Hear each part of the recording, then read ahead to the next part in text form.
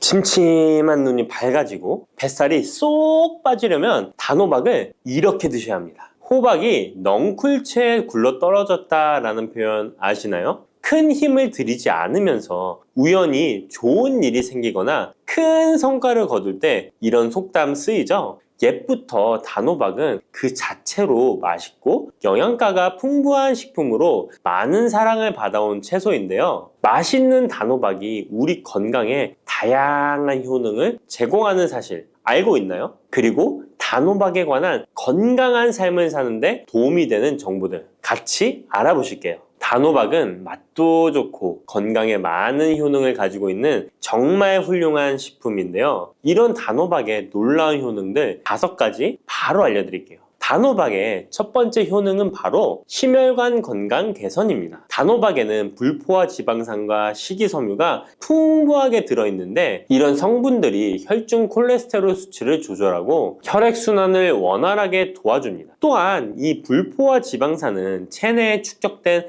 나쁜 콜레스테롤을 감소시키고 혈관벽을 건강하게 유지하는 데에도 효과가 있습니다. 또한 단호박에 포함된 칼륨은 혈압 조절에도 효과적인데요. 칼륨은 나트륨의 작용을 중화시켜 혈압 상승을 방지하는 데 도움을 주게 되는데 그래서 칼륨이 풍부한 단호박은 고혈압 예방과 관리에 유익한 식품인 것이죠. 평소에 심혈관 질환이 걱정되거나 고혈압을 관리하고자 하는 분들에게 단호박은 매우 좋은 식품인데요. 단호박을 자주 섭취하면 혈액순환이 개선되고 혈압이 안정되므로 심장질환 예방에 매우 효과적이기 때문에 심혈관 건강을 지키는데 큰 도움이 됩니다. 심혈관 건강, 이제부터는 단호박으로 예방해보세요. 단호박의 두 번째 효능은 다이어트에 효과가 좋다는 것입니다. 단호박은 저칼로리 식품으로 다이어트를 할 때 섭취하면 매우 좋은 음식인 거 아시나요? 단호박의 열량은 100g에는 약 40에서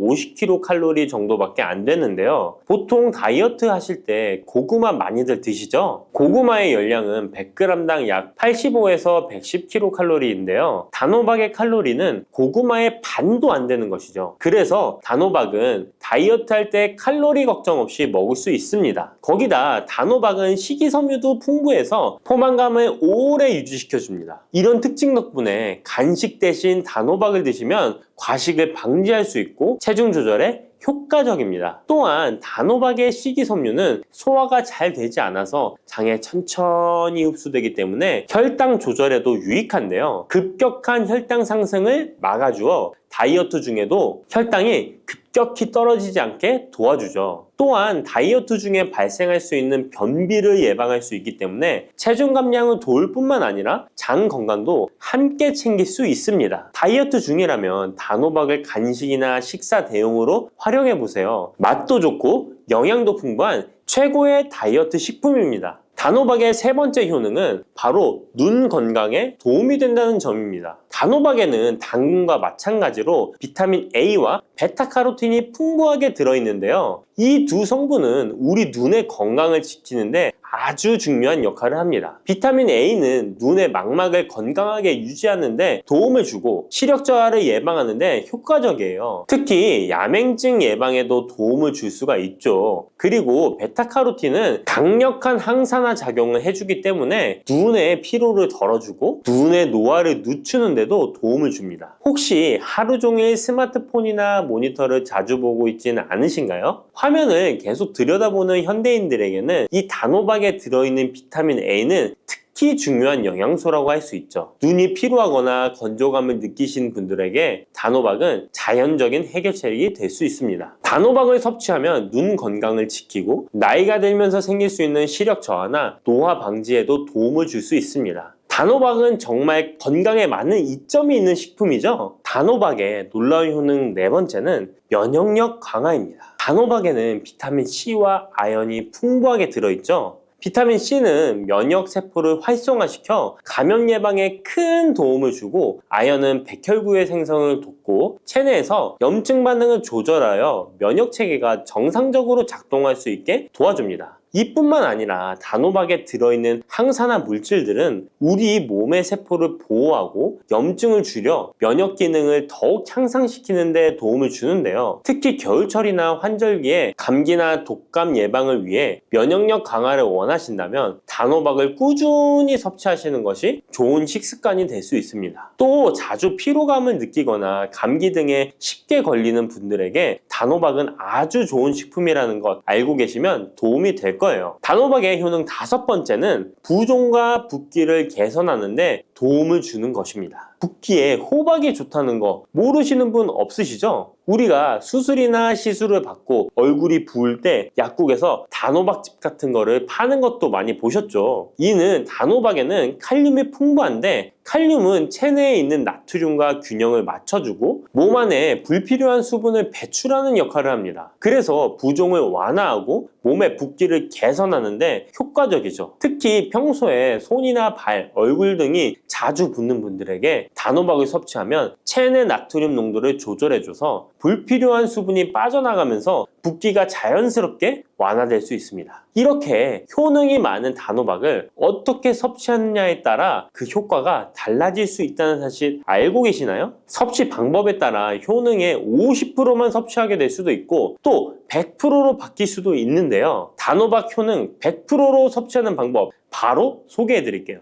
이 단호박 건강을 위해 섭취하는 방법 첫 번째는 껍질까지 섭취하는 것입니다. 단호박의 껍질은 과육과 견주어 봐도 손색 없을 정도의 많은 영양소를 포함하고 있는데요. 단호박의 껍질에는 대부분의 폴리페놀이 함유되어 있어 드실 때는 꼭 껍질까지 함께 드셔야 합니다. 단호박 껍질에는 단호박 속 알맹이에 없는 페놀산이 들어있는데요. 이 페놀산은 노화를 방지하며 혈액순환을 도와 심혈관 질환 예방에도 효과적입니다. 또한 껍질에는 비타민 A와 비타민 C, 항산화 물질들이 포함되어 있어 피부 건강과 면역력 강화에도 효과적입니다. 그래서 단호박을 섭취할 때는 꼭 껍질까지 함께 먹는 것이 좋은데요. 물론 껍질을 먹을 때는 꼭 깨끗하게 세척을 하고 농약이나 불순물이 묻어있지 않은지 잘 세척하고 확인하는 것이 매우 중요합니다. 그리고 껍질이 두껍고 질기게 느껴진다면 부드럽게 찌거나 껍질째 구워서 섭취하면 훨씬 더 편하게 먹을 수 있습니다. 단호박은 버릴 게 하나 없는 채소인데요. 호박잎도 몸에 매우 유익하다는 거 알고 계셨나요? 호박잎은 비타민 A, C, 칼슘, 철분이 풍부해서 뼈 건강에도 도움이 되고 또한 항산화 성분이 많아 체내 염증을 줄이고 소화 기능을 돕는 데에도 효과적인데요. 특히 피로 회복에 좋고 체내 독소를 배출하는 데 도움을 줍니다. 호박잎은 찜이나 볶음 등으로 다양하게 요리하여 섭취할 수 있습니다. 호박잎을 섭취하는 것도 단호박을 더 효과적으로 활용하는 좋은 방법이니 버리지 말고 꼭 같이 드셔보세요. 단호박을 먹을 때 호박씨를 빼놓을 수 없죠. 호박씨가 수면에 도움을 준다는 것 들어보셨나요? 호박씨에는 트립토판이라는 성분이 들어있어서 이 성분은 수면 개선에 큰 도움이 됩니다. 트립토판은 세로토닌과 멜라토닌으로 변환되는데 이 두 물질은 우리의 수면 리듬을 조절하는데 중요한 역할을 하죠. 그래서 불면증이나 수면의 질이 낮은 분들에게 호박씨는 정말 유용한 식품입니다. 또한 단백질과 건강한 지방이 풍부하여 혈당 조절에도 도움을 줄 수 있는데요. 혈당이 급격히 오르거나 내리는 것을 막아주고 당뇨병 예방에 효과적입니다. 그래서 호박씨는 다이어트에 매우 좋고 식사 후 간식으로 섭취하면 포만감을 오래 유지시킬 수 있습니다. 여담으로 우리 다른 사람의 단점을 뒤에서 이야기하는 것을 보고 뒷담화한다고 하고 호박씨 깐다고도 하잖아요. 과연 어떤 것 때문에 이런 이야기가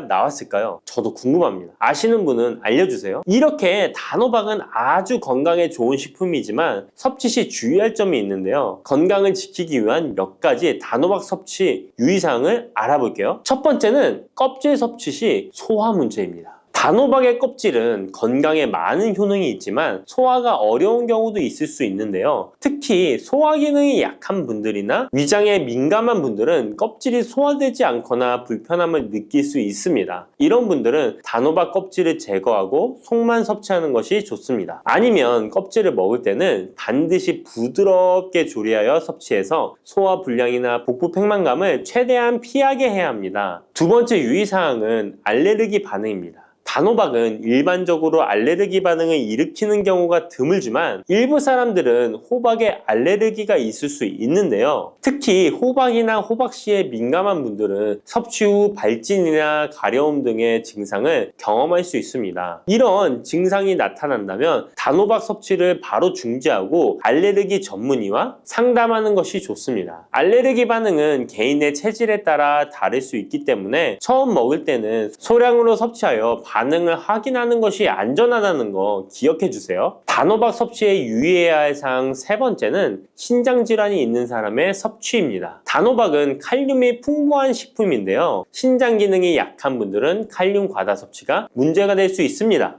칼륨이 과잉 섭취되면 신장에 부담을 줘서 부종이나 혈압 상승 등의 문제가 발생할 수 있기 때문인데요. 신장 질환이 있는 사람은 칼슘 섭취를 조절해야 하므로 단호박을 섭취하기 전에 반드시 의사와 상담하는 것이 좋습니다. 신장에 문제가 있는 분들은 단호박 섭취 시에 본인에게 맞는 양을 조절하여 섭취해야 합니다. 네 번째, 단호박 섭취 시 유의사항은 다이어트 시 과잉 섭취입니다. 아까 얘기 드렸듯이 단호박은 다이어트에 유익한 식품이라고 했잖아요. 하지만 다이어트에 도움이 되는 단호박도 조리 방법에 따라 칼로리가 달라질 수 있습니다. 예를 들어 단호박을 버터나 크림 등 고칼로리 재료와 함께 조리하면 그만큼 칼로리가 높아져서 다이어트에 좋지 않을 수 있습니다. 다이어트를 하시는 분들은 단호박을 찌거나 구운 방법으로 조리하고 고칼로리 재료를 피하는 것이 건강하고 성공적인 다이어트를 위해서 꼭 필요합니다. 또한 단호박에 포함된 당분은 비교적 낮지만 당뇨가 있는 사람은 과도하게 섭취하지 않도록 주의해야 합니다. 마찬가지로 다이어트 중에도 혈당의 급격한 상승을 막기 위해 적당량을 섭취하는 것이 중요합니다. 단백질 폭탄으로 알려진 두부는 건강식으로 많이 드시는 대표적인 식재료입니다. 그런데 두부를 잘못 드시면 오히려 건강을 해칠 수 있다는 사실 알고 계신가요? 두부를 먹을 때 독이 되는 최악의 경우, 그리고 두부를 어떻게 먹어야 우리 몸에 보약이 될 수 있는지에 대해 알려드리겠습니다. 두부가 오히려 건강을 해치는 첫 번째는 바로 GMO 유전자 변이된 콩으로 만든 두부를 먹을 때입니다. 2018년 보도자료를 보면 수입콩을 사용해 만든 두부 7종류 중에서 6종류가 GMO 성분이 검출되어 파문이 일었던 적이 있습니다. GMO는 원래 생산성을 향상시켜 식량 부족 문제를 해결하고 비타민, 미네랄 등의 영양소를 강화하거나 질병 저항성을 높여 건강에 도움을 주기 위해 유전자를 변이하여 재배하는 것입니다. 또 제초제나 살충제의 사용량을 줄일 수 있어서 환경오염도 줄일 수 있는 장점이 있습니다. 하지만 이렇게 재배된 것을 섭취했을 때 건강에 대한 안정성 문제와 생태계 파괴 등의 논란은 끊이지 않고 있습니다. 우리나라에서는 GMO 재배를 법으로 금지하고 있으며 많은 나라들이 GMO의 수입과 생산을 규제하고 있습니다. GMO 식품을 꾸준히 섭취할 경우 건강에 문제가 생길 수 있는데요. 2년 동안 실험지 200마리에게 GMO 옥수수를 먹인 실험 결과 20%의 쥐에서 종양이 발생했고 종양의 크기도 컸는데요. 종양의 크기가 탁구공만큼 크게 자란 쥐도 발견됐는데 쥐 전체 몸무게의 4분의 1에 해당되는 무게였다고 합니다. GMO 표기가 의무이기 때문에 GMO 표기가 없는 식품을 사 먹으면 되지만 문제는 식품을 몇 차례 가공 과정을 거쳐 GMO의 DNA나 단백질이 남아있지 않은 식품은 GMO 표기를 하지 않아도 된다는 규정이 있기 때문에 소비자로서는 불안할 수밖에 없는데요. 따라서 두부를 구매하실 때 원료가 수입산이 아닌 국내산 콩으로 만든 두부를 사 드시길 바랍니다. 우리나라는 GMO 재배 자체가 금지이기 때문에 국내에서 재배된 식품은 안심하고 드셔도 됩니다. 두부가 건강을 해치는 두 번째는 바로 유부를 드시는 것입니다. 유부는 두부를 기름에 튀겨서 만드는 건데요. 유부를 먹는 방법에는 대표적으로 유부초밥이 있지만 이외에도 다양한 요리의 재료로 사용됩니다.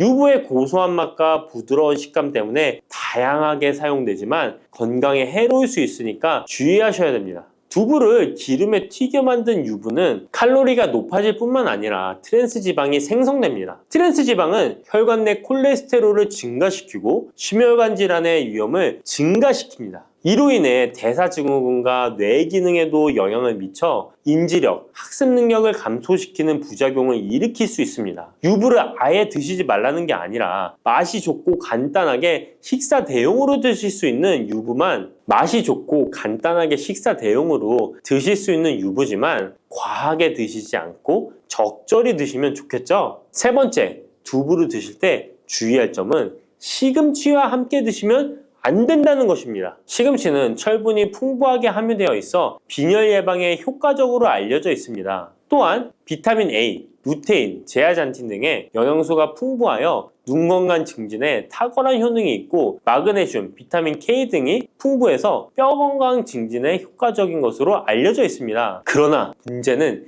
시금치에 함유된 옥살산입니다. 이 옥살산이 두부의 칼슘과 결합하여 수산칼슘이라는 성분이 만들어지는데 이 성분이 결정을 이루어 신장이나 요로에 쌓여 결석이 됩니다. 신장결석, 요로결석이 되어 극심한 통증을 유발할 수 있다는 것입니다. 시금치를 드실 때는 두부와 같이 칼슘이 많은 음식을 피하시고 별도로 섭취하시는 게 좋겠습니다. 네 번째, 두부를 드실 때 오히려 해가 되는 경우는 갑상선이 약하신 분들입니다. 두부에는 사포닌이라는 성분이 함유되어 있는데 사포닌을 많이 섭취하게 되면 요오드가 몸 밖으로 과도하게 배출될 수 있습니다. 요오드는 갑상선 호르몬의 합성과 조절을 돕는 아주 중요한 성분인데요. 요오드가 부족하게 되면 갑상선 호르몬인 티록신의 생성이 부족하게 되어 갑상선의 기능을 제대로 하지 못하는 상황이 발생할 수 있습니다. 이렇게 되면 갑상선 저하증이 생길 수 있고 무기력해지고 피로가 회복이 잘 안 되면 우울증, 부종, 집중력 저하 등의 다양한 증상을 야기할 수 있습니다. 갑상선에 문제가 없는 분이라면 두부를 많이 드셔도 문제가 되지 않지만 이미 갑상선이 약하신 분들에게는 안 좋은 영향을 줄 수 있는 것입니다. 그렇다면 두부는 어떻게 드셔야 두부의 효능을 최대한 높일 수 있는지 알려드리겠습니다. 두부는 기본적으로 단백질이 풍부한데 이뿐만 아니라 리놀렌산, 레시틴, 피토스테롤 등의 성분이 풍부해서 몸 안의 콜레스테롤 수치를 낮춰주고 혈액순환을 원활하게 해서 동맥경화, 심근경색, 뇌출혈 등의 심혈관 질환을 예방할 수 있습니다. 또한 두부는 체력과 근력을 유지하는 데 큰 도움을 주는데요.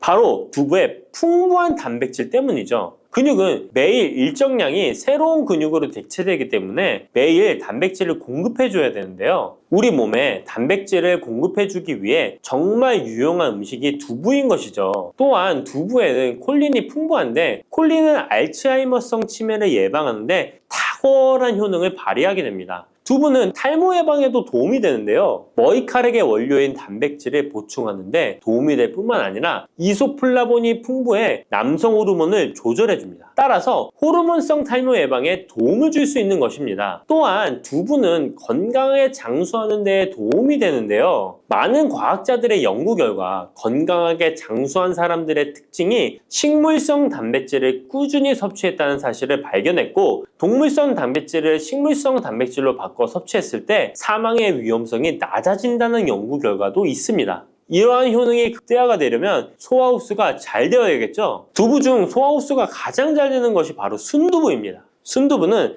일반 두부와 마찬가지로 비질을 분리한 콩물에 응고력이 약한 응고제를 넣어 만든 것인데요. 그렇기에 훨씬 부드럽고 소화 흡수가 잘 되는 형태가 되는 것입니다. 하지만 단점은 일반 두부보다 단백질, 섬유질 등의 영양 성분의 함량이 떨어지는데요. 이런 단점을 보완하기 위해 계란과 함께 드시면 좋은 대안이 될 수 있어요. 순두부찌개에 계란이 들어가 있는 것이 맛뿐만 아니라 영양적으로도 찰떡궁합인 것이죠. 순두부와는 식감이 완전히 다른 쫄깃한 두부면이 요즘 인기가 높아지고 있는데요. 밀가루를 대체할 수 있는 다이어트 식품으로 많이 알려지고 있습니다. 다양한 면 요리에 사용되는데 단순히 두부를 면 모양으로 만든 것이 아니라 일반 두부보다 단백질의 함량이 2배 정도 높아서 건강에 더욱 좋은 식품입니다. 두부에서 수분을 빼고 응축시켜 만들기 때문에 같은 무게당 영양 성분의 함량이 높아지는 것입니다. 두부는 양배추와 함께 드시면 좋은데요. 두부는 단백질이 풍부하지만 비타민C와 섬유질이 부족한데 양배추와 함께 드시면 모든 영양소를 골고루 섭취할 수 있게 되는 것입니다. 또 귀리를 넣은 잡곡밥과 함께 드시면 좋은데요. 귀리에 풍부하게 함유된 식이섬유와 베타글루칸과 두부의 단백질, 칼슘을 충분히 섭취할 수 있는 것입니다. 두부는 그리고 미역과 김, 다시마와 같은 해조류와 함께 드시면 좋은데요. 이런 해조류와 함께 드시게 되면 두부의 단백질을 흡수하는데 극대화가 되고 두부의 사포닌으로 인한 요오드 배출을 해조류의 풍부한 요오드 성분이 상쇄시켜 줄 수 있는 것입니다. 두부와 함께 먹으면 좋은 음식으로는 토마토가 있습니다. 토마토에는 라이코펜이라는 강력한 항산화 성분이 함유되어 있어서 세포의 노화를 방지하고 활성산소를 제거하여 혈관을 건강하게 보호하며 암을 예방하는 효능도 있습니다. 두부와 토마토 그리고 계란까지 함께 살짝 볶아 드신다면 풍부한 영양 성분을 섭취할 뿐만 아니라 암 예방과 체중 감량에도 좋고 피부 미용에도 탁월한 효능을 누릴 수 있습니다. 들깨를 이렇게 드시면 당뇨와 혈당이 싹 사라지고 치매도 예방할 수 있어요. 들기름. 들깨하면 무엇이 생각나시나요? 들기름에 북어와 미역국을 구수하게 볶아 시원한 북어 미역국을 끓여 먹어도 정말 맛있죠? 건강에도 좋다는 이 들기름과 들깨 잘못 먹으면 암에 걸리고 혈관 건강에도 악영향을 줘서 치매도 유발할 수 있다는 사실 알고 계셨나요? 들깨의 효능과 어떻게 먹을 때 건강을 해쳐 암에 걸리고 치매를 유발하는지, 그리고 어떻게 먹는 것이 건강하게 먹는 방법인지, 어떻게 보관하는 것이 가장 좋은 방법인지 들깨에 대한 모든 것 알려드릴게요. 나이가 들면서 산책하기도 힘들고 관절이 쑤시고 무릎 통증 때문에 힘드시지 않으신가요? 들깨의 첫 번째 효능은 바로 관절염에 좋다는 것입니다. 무릎이나 관절 통증 때문에 병원에서 진통제를 처방받으시잖아요. 이때 처방받는 진통소염제의 역할은 몸속에 프로스타글란딘이라는 물질의 생성을 억제해서 통증을 막아주는 건데요. 들깨 속에는 식물성 오메가3 지방산인 알파리놀렌산이 함유되어 있는데 이는 체내에서 염증을 일으키는 프로스타글란딘의 생성을 억제하는 데 아주 좋은 효능을 발휘합니다. 우리가 오메가3를 먹는 이유 중에 하나도 혈관 건강이나 피를 맑게 해준다 등의 역할도 있지만 몸속에 미세 염증을 잡아주는 역할도 있어 드시는 분들이 정말 많은데요. 들깨가 바로 이런 염증 유발물질을 억제해줘서 진통 역할을 한다는 것이에요. 그리고 들깨의 두 번째 효능은 바로 뼈 건강에 도움을 준다는 것입니다. 들깨는 관절염과 무릎 통증을 완화시켜주는 성분이 들어있을 뿐만 아니라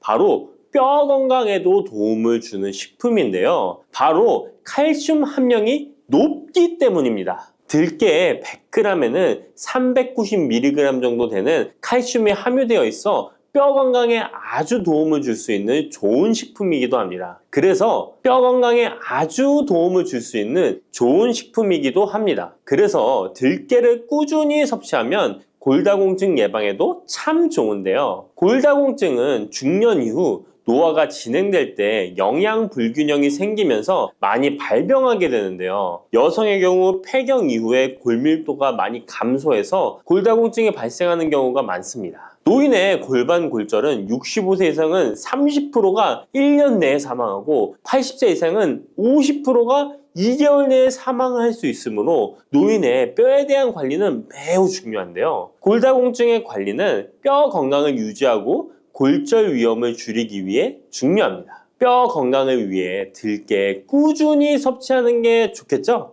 나이가 들면서 깜빡깜빡하는 일이 잦아지고 기억력이 떨어져 고민되시는 분이 많으시죠? 이제 걱정하지 마세요. 세 번째 들깨 효능은 바로 뇌 건강, 뇌신경을 튼튼하게 해주고 기억력을 높여주며 치매를 예방하는 데 도움을 준다는 것입니다. 이렇게 좋은 효능이 있는 이유는 들깨에 바로 아까 잠깐 말씀드린 오메가3가 풍부하게 함유되어 있기 때문입니다. 오메가3는 등푸른 생선에 많이 함유되어 있다고 알고 계시잖아요. 이것은 동물성 오메가3고요. 식물성 오메가3인 알파리놀렌산이 들깨에 많이 함유되어 있는데요. 들깨에 함유된 지방산 중에서 60%가 바로 알파리놀렌산입니다. 이 알파리놀렌산은 뇌신경 보호에 탁월한 효과가 있는데요. 어떻게 뇌신경을 보호하느냐? 뇌신경에 염증을 일으켜 망가뜨리는 사이토카인이라는 물질이 있는데요. 이런 사이토카인 물질의 분비를 감소시키고요. 또 알츠하이머 치매 환자의 뇌에 많이 발견되는 비정상적인 단백질인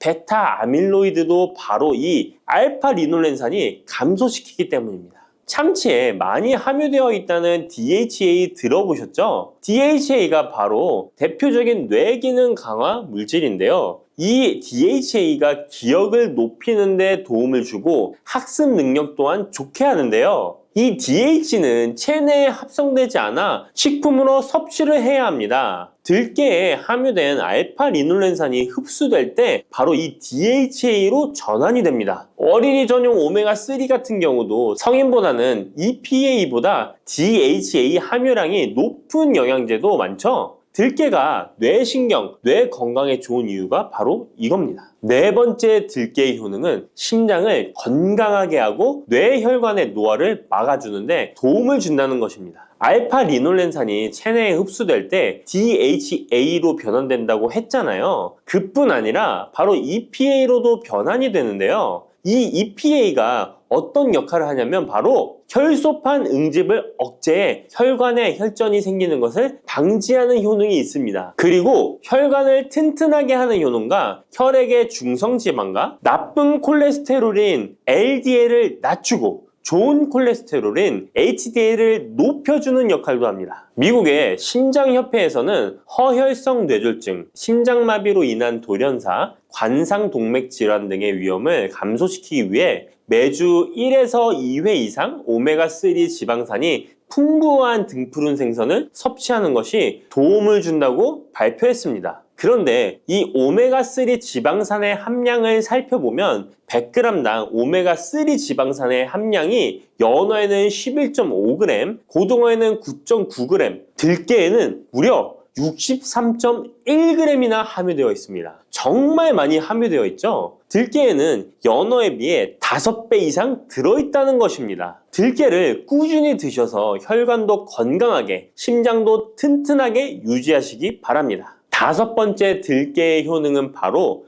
변비에 좋다는 것입니다. 들깨의 껍질에는 식이섬유가 풍부한데요. 들깨 100g에는 18g 정도로 풍부한 식이섬유가 함유되어 있습니다. 이 식이섬유는 장내에서 수분을 흡수하게 되는데요. 수분을 흡수하여 대변을 무르게 하고 장 운동도 촉진하여 변비를 예방하는 데 도움을 주는 것입니다. 또한 불포화 지방산이 풍부한데요. 들깨에 함유된 리놀렌산이 대장의 염증을 억제해주고 변비로 인해 발생할 수 있는 대장질환 또한 예방하는 데 도움을 줄 수 있습니다. 여섯 번째 들깨의 효능은 바로 췌장을 건강하게 하는데 도움을 준다는 것입니다. 들깨에 풍부하게 함유된 루테올린이라는 성분이 있는데요. 이 성분이 몸 안에서 인슐린에 대한 반응도를 높이는 기능을 합니다. 이게 무슨 말이냐면 췌장에서 인슐린을 조금만 분비하게 돼도 몸 안에서 이 인슐린이 작용을 잘해서 혈당이 급격히 올라가는 것을 막아주고 이렇게 되면 췌장에서 인슐린 분비를 줄일 수 있겠죠. 이렇게 췌장의 부담을 많이 덜어줄 수 있다는 것입니다. 루테올린을 통한 인슐린 반응도가 높아지면 당뇨도 예방할 수 있고 혈당 조절에도 많은 도움을 받을 수 있는 것입니다. 일곱 번째 들깨의 효능은 알레르기성 질환을 예방하는데 도움을 주는 것입니다. 들깨에 오메가3 지방산이 많이 함유되어 있다고 했잖아요. 이 오메가3 지방산이 염증을 억제하고 면역력을 강화시키는 효과가 있어서 알레르기 증상을 예방하고 완화시키는데 도움을 줄 수 있는 것입니다. 그리고 또 비타민 E가 풍부하게 함유되어 있는데요. 비타민 E는 항산화 작용에 뛰어나고 알레르기 반응을 일으키는 물질인 히스타민의 분비를 억제하는 효과가 있습니다. 알레르기에 처방받는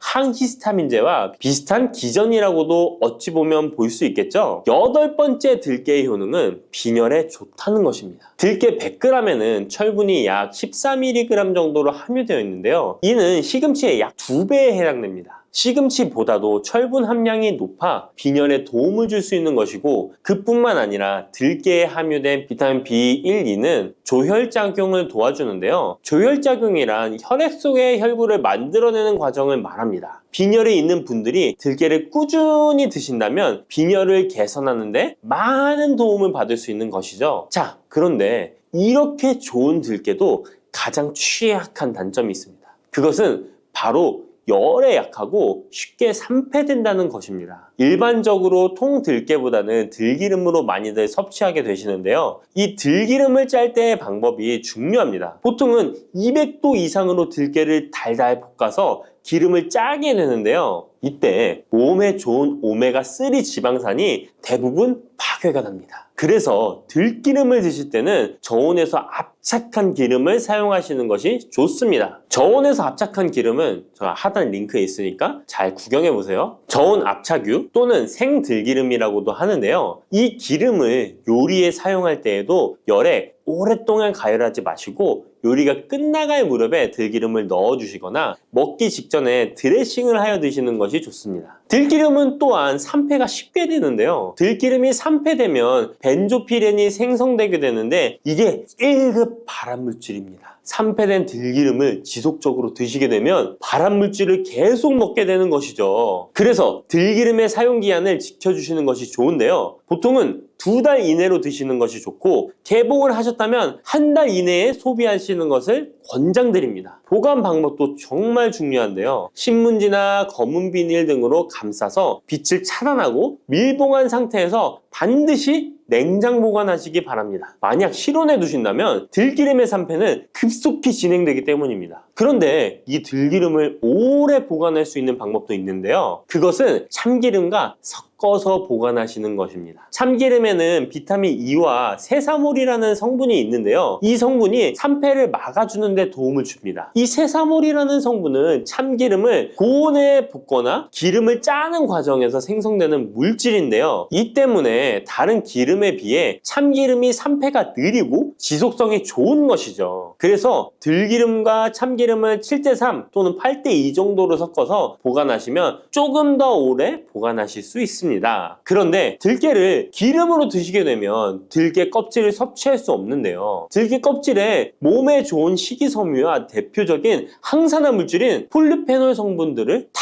버리게 되는 것입니다. 그래서 들깨를 제대로 드시려면 들기름보다도 통들깨 자체로 드시는 것이 좋습니다. 마트에 가면 통들깨보다도 들깨 가루를 많이 판매하시는데요. 들깨 가루는 산패가 빨리 되기 때문에 통들깨를 구매해 드시길 바랍니다. 통들깨를 구매하시면 그 안에 작은 돌이라든지 이물질이 들어있어 세척을 잘 해주셔야 되는데요. 세척하는 방법 알려드릴게요. 먼저 들깨를 물에 담가 씻어줍니다. 그리고 물 위에 뜨는 것만 채로 걷어 옮겨주시기 바랍니다. 그렇게 하면 바닥에 이물질만 남는데요. 이것을 버리고 또 물에 담가 씻어주고 물 위에 뜨는 것만 채로 걷어 옮겨주시면 됩니다. 이 같은 작업을 3번, 4번 반복해주면 되는데요. 이렇게 하면 통들깨를 깨끗하게 세척할 수 있습니다. 깨끗하게 세척한 통들깨는 자연 건조해 주셔도 되긴 하지만 시간이 오래 걸리니 팬에 담아 약한 불로 건조시켜 주시거나, 쉬운 방법은 전자레인지를 이용하시면 됩니다. 전자레인지를 이용한 건조 방법 알려드릴게요. 세척한 통들깨를 접시에 담아 주시고요. 이렇게 해서 5분 정도 돌려주시고요. 상태를 확인해 줍니다. 아직 덜 건조되었을 거예요. 한 번에 오랜 시간 전자레인지에 돌리면 들깨가 탈 수 있으니까 이렇게 5분 정도씩 돌려가며 상태를 확인해 주면서 완전히 건조될 때까지 이 작업을 해주시면 됩니다. 완전히 건조된 통들깨는 그냥 스푼으로 떠서 드셔도 되고요. 먹을 만큼씩 믹서기에 갈아서 음식에 넣어 드셔도 되고, 통들깨 자체로 음식에 넣어 드셔도 됩니다. 이렇게 하시면 들깨를 산패되지 않은 상태로 신선하고 건강하게 버리는 것 없이 드실 수 있습니다.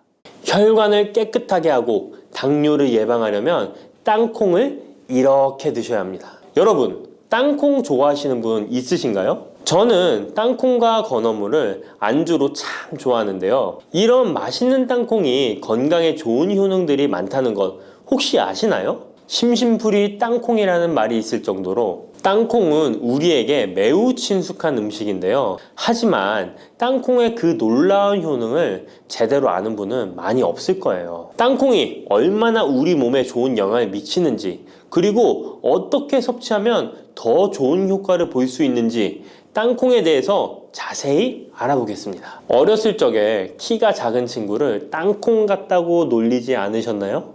작은 땅콩 한 알에는 단백질, 지방, 탄수화물, 식이섬유는 물론 비타민 E, B군, 칼륨, 마그네슘, 철분, 폴리페놀, 폴라보노이드, 레스베라트롤 등 여러 가지 몸에 좋은 영양소가 매우 풍부하게 들어있는데요. 이렇게 영양이 풍부하고 맛도 고소한 땅콩의 놀라운 효능 7가지 바로 소개해 드릴게요. 땅콩의 놀라운 효능 첫 번째는 심혈관 질환 개선입니다. 미국 심장학회에서 땅콩을 추천 음식으로 소개한 것 알고 계신가요? 땅콩의 크기는 작지만 땅콩 안에 들어있는 영양소는 결코 작지 않습니다. 땅콩은 불포화 지방산을 많이 함유하고 있고, 특히 땅콩에 함유된 모노불포화 지방산과 다불포화 지방산은 나쁜 콜레스테롤인 LDL 수치를 낮추고 좋은 콜레스테롤인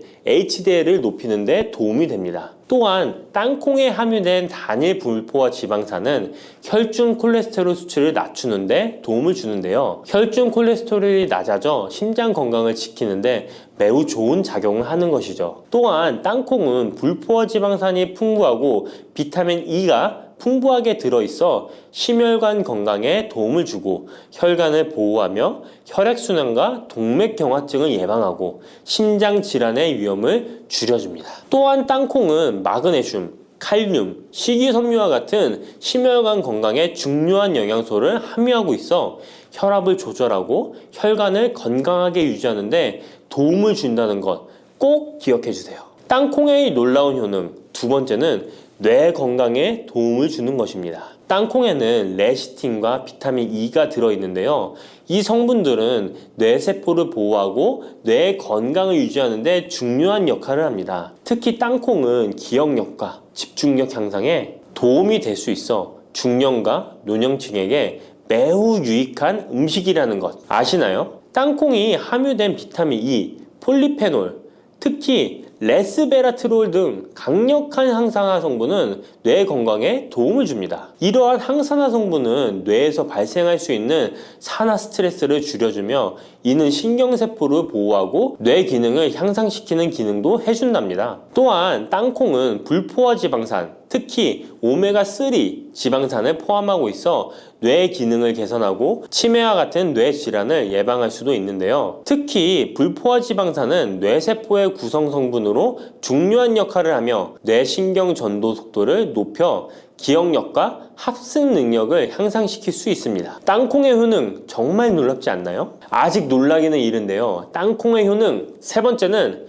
체중 관리에 도움을 주는 것입니다. 땅콩은 단백질과 섬유질이 풍부해서 조금만 먹어도 포만감을 오래 유지시켜주는데요. 그래서 과식을 예방하고 체중을 관리하는 데 도움을 줄 수 있죠. 그냥 땅콩도 좋지만 땅콩을 갈아 만든 땅콩 버터도 포만감을 오래 유지시켜줘서 과식을 방지하는 데 효과적입니다. 또한 단백질과 지방산이 풍부해서 에너지를 공급하고 건강한 체중 관리를 돕습니다. 하지만 모든 음식은 과유불급, 작지만 영양이 풍부한 땅콩은 고칼로리 식품이기 때문에 하루에 10알에서 20알 정도 적당량을 섭취하는 것이 중요하다는 것 꼭 기억해 주세요. 땅콩의 놀라운 효능 네 번째는 바로 당뇨 관리 효능입니다. 땅콩이 당뇨에 효능이 있다니 신기하죠? 땅콩에는 불포화 지방산이 많이 함유되어 있고 혈당 수치가 낮아서 혈당을 천천히 올리는 효과가 있는데요. 그래서 당뇨병 환자들에게도 좋은 간식으로 평가되고 있습니다. 또한 땅콩에 포함된 섬유질과 단백질이 혈당을 안정적으로 유지하는 데 도움을 주는데요. 땅콩에 포함된 식이섬유 또한 혈당의 흡수를 늦추고 혈당 수치를 안정적으로 유지하는 데 도움을 준다는 것입니다. 뿐만 아니라 땅콩의 마그네슘과 비타민 B군은 인슐린 감수성을 향상시키는 데 도움을 주고 이로 인해 땅콩은 당뇨병 예방 및 혈당 관리에 탁월한 식품으로 평가되고 있죠. 땅콩의 효능 정말 놀랍지 않나요? 아직 안 끝났습니다. 땅콩의 효능 5번째는 피부 건강에 도움을 주는 것입니다. 땅콩에 들어있는 비타민 E와 항산화 물질이 피부를 건강하게 유지하는데 좋은 영향을 주는데요. 땅콩에 들어있는 비타민 E는 강력한 항산화제로 피부 세포를 자유 라디칼로부터 보호하고 피부 노화를 지연시키는데 좋은 영향을 줍니다.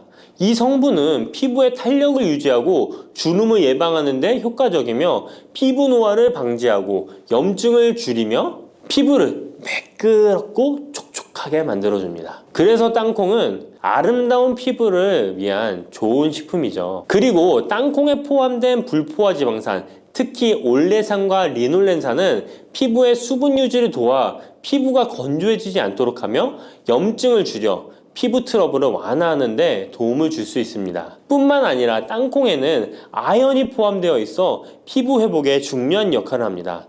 땅콩에 함유되어 있는 아연은 상처 치유를 돕고 여드름과 같은 피부 문제를 개선하는 데 놀라운 효능도 있습니다. 땅콩의 효능 6번째는 소화 건강에 도움을 주는 것입니다. 땅콩에는 식이섬유가 풍부해 소화 시스템에 좋은 영향을 주는데요. 식이섬유는 장의 움직임을 촉진시켜 변비를 예방하고 장내 유익한 미생물의 활동을 도와줘서 장 건강에 매우 좋은 환경을 만들어줍니다. 또한 땅콩에 포함된 불용성 섬유는 특히 장을 자극해 배변을 원활하게 하고 장의 건강을 유지하는 데 중요한 역할을 하는데요. 이 섬유는 장에서 물을 흡수하여 변을 부드럽게 만들어줍니다. 땅콩의 놀라운 효능 7번째는 좋은 단백질과 건강한 지방 섭취에 좋은 공급원입니다. 땅콩은 고기나 다른 동물성 단백질에 비해 지방이 적고 채식주의자나 비건이 단백질을 섭취할 때 아주 유용한 대체식품이 될 수 있는데요. 100g의 땅콩은 약 25에서 30g의 단백질을 함유하고 있다는 것 아시나요? 우리가 흔히 좋은 단백질 공급 식품이라고 생각하는 닭가슴살의 단백질 함량이 100g당 30에서 35g이라는 걸 생각해보면 단백질 함량은 닭가슴살에 비해 살짝 낮지만 대신 건강한 불포화 지방산과 다른 다양한 영양소도 다량 함유되어 있어 단백질을 섭취하기에 충분히 좋은 식품이랍니다. 이렇게 건강에 놀라운 효능이 있는 땅콩, 아무렇게나 드시면 땅콩의 효능을 100% 섭취할 수 없다는 것 아시나요? 보통 땅콩을 어떻게 조리해서 드시나요? 구워서? 볶아서? 삶아서? 모두들 좋아하는 방법이 다르실 텐데요.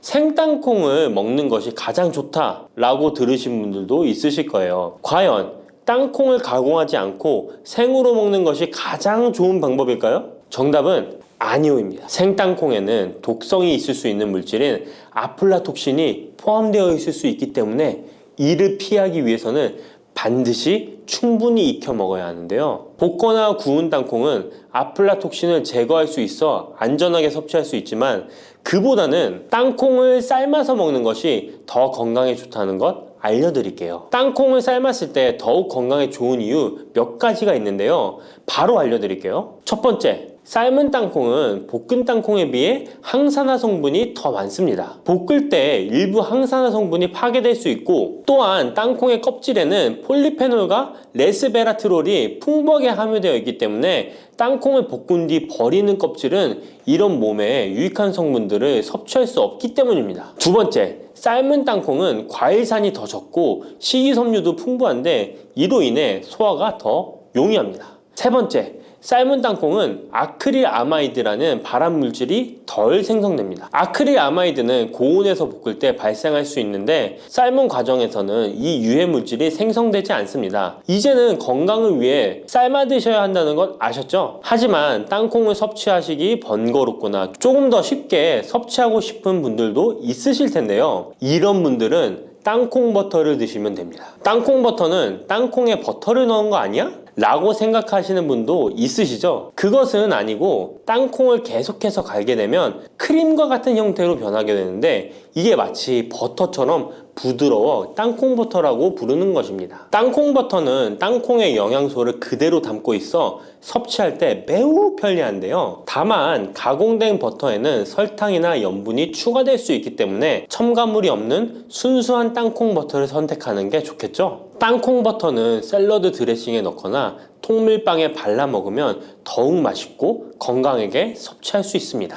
맛도 좋고 건강에도 좋은 땅콩, 이렇게 좋은 땅콩도 섭취하실 때 몇 가지 주의할 점이 있다는 것 알고 계신가요? 땅콩을 섭취할 때 주의할 점들 알려드릴게요. 땅콩 섭취 시 유의할 점 첫 번째는 알레르기입니다. 땅콩 알레르기 있는 분은 절대 땅콩을 드시면 안 되는데요. 땅콩은 알레르기를 일으킬 수 있는 대표적인 식품이기 때문에 본인이 알레르기가 있는 걸 인지하시는 분이라면 절대 피하셔야 합니다. 땅콩 알레르기는 가벼우면 목, 혀의 가려움이나 발진 등이 일어날 수 있는데요. 만약 알레르기 증상의 정도가 심하다면 호흡곤란, 혈압저하, 아나필락시스 등 매우 심각한 반응을 일으킬 수 있으므로 알레르기 반응이 있다면 즉시 땅콩 섭취를 중단하시고 의사와 상담받는 것이 필요합니다. 또한 땅콩이 들어간 음식이 아니어도 전에 같은 조리기구를 사용해서 만든 요리도 땅콩의 성분이 남아있을 수 있어 알레르기가 있는 사람에게는 위험할 수가 있는데요. 알레르기가 있는 분은 꼭 땅콩이 들어갈 수 없는 환경에서 조리가 된 건지 확인하는 게 중요합니다. 땅콩을 섭취할 때 유의사항 두 번째는 과다 섭취입니다. 고소한 땅콩은 손으로 집어먹기도 쉬워서 한 번 먹기 시작하면 하나, 둘 계속 입으로 들어가게 되는데요. 하지만 이렇게 계속 먹다간 아무도 모르는 사이에 체중이 증가할 수 있습니다. 땅콩은 고칼로리 식품이기 때문인데요. 하루 권장 섭취량은 약 10알에서 20알 정도 넘기지 않도록 주의하시고 적당량을 섭취하는 것이 중요합니다. 세 번째, 땅콩 섭취 시 주의할 점은 염분과 설탕이 추가된 가공식품을 피하는 것입니다. 땅콩이 몸에 좋다고 해서 시중에 판매되는 땅콩 버터나 땅콩 과자까지 좋은 것은 아닌데요. 땅콩의 겉면 위에 염분이나 설탕이 많이 포함된 제품들이 있습니다. 이러한 제품을 자주 섭취하면 혈압 상승이나 당뇨 유발 등의 문제가 발생할 수 있으므로 첨가물이 적은 제품을 선택하는 것이 좋습니다. 또한 땅콩 버터를 섭취할 때도 뒤에 성분표를 꼭 확인하셔야 하는데요. 맛으로 먹는 거라면 상관없지만 건강을 위해서 땅콩 버터를 섭취하시는 것이라면 100% 땅콩으로만 만들어진 제품인지 살펴보시고 구매해야 합니다. 땅콩 섭취 시 유의할 점 네 번째는 보관이 잘 된 땅콩을 섭취해야 하는 것입니다. 땅콩이 건조된 식품이라고 생각해서 실온에 대충 보관해 놓진 않으셨나요? 땅콩은 고지방 식품으로 지방산이 많이 포함되어 있기 때문에 산패가 될 수 있는데요. 산패된 지방산은 인체에 유해한 물질인 과산화지질을 생성할 수 있으며 이는 세포와 조직에 손상을 일으킬 수 있습니다. 땅콩이 보관 상태가 부적절해지면 곰팡이가 자주 발생하는데 이 곰팡이는 아플라톡신이라는 독소를 생성할 수 있습니다. 아플라톡신은 강력한 발암 물질로 알려져 있으며 장기적으로 섭취할 경우 간에 손상을 주거나 간암을 일으킬 수 있는 위험한 물질이죠. 따라서 땅콩을 보관할 때는 통풍이 잘 되고 건조한 장소에 보관해야 하며 곰팡이가 발생한 땅콩은 절대 섭취해서는 안 됩니다.